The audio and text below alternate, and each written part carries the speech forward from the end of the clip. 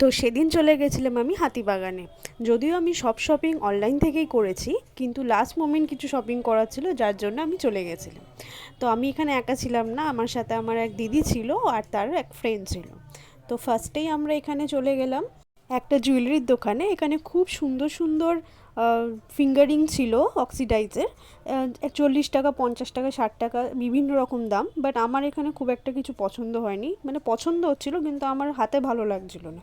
এছাড়াও অনেক রকম ইয়াররিংস ছিল, 30 টাকা, 40 টাকা, 50 টাকা। আর সব থেকে ভালো হলো ইয়ার কাফগুলো।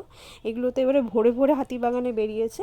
তো বিভিন্ন রকম স্টাইলের বেরিয়েছে, তো আমি দুটো কিনেছি। এর আগেও আমি অনেক দিন আগে গেছিলাম, তখনও আমি কিনেছিলাম দুটো। তারপর আমরা এলাম এই দুপাট্টার দোকানে।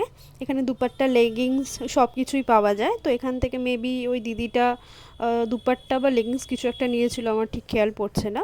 আর আমি এখানে দাঁড়িয়ে আছি বলে আমাকে বলছে, তুই কী করছিস দাঁড়িয়ে দাঁড়িয়ে? আমি বললাম এখানে জুয়েলারি দেখছি। এই দেখো, এই ইয়ার কাফগুলো একটু ডিফারেন্ট, মানে গোল্ডেনের সাথে আর সিলভারের সাথে আছে একসাথে।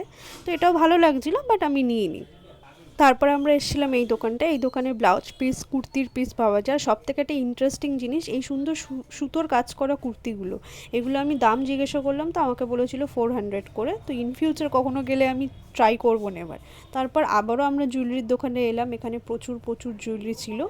আর তারপর এখানে এলাম ব্যাগের দোকানে। তো এই দিদিগুলো ব্যাগ নিচ্ছিল। আমি নিয়েছি ব্যাগ, বাট আমি অন্য দোকান থেকে নিয়েছি, বাট সেটা আমি ক্লিপিং নিতে পারিনি।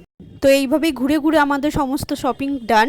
দেন এবার বাড়ি ফেরার পালা। তো গরমে আমার চোখ মুখের অবস্থা একদমই খারাপ হয়ে গেছিলো, আর অনেকটা লেটও হয়ে গেছিলো, আর মারাত্মক খিদে পেয়ে গেছে। বাসে করে আমি চলে এলাম বাড়ি। আমি কি কি কিনেছি সেগুলো তোমাদের দেখাবো নেক্সট ব্লগে। আজকের মতো টাটা।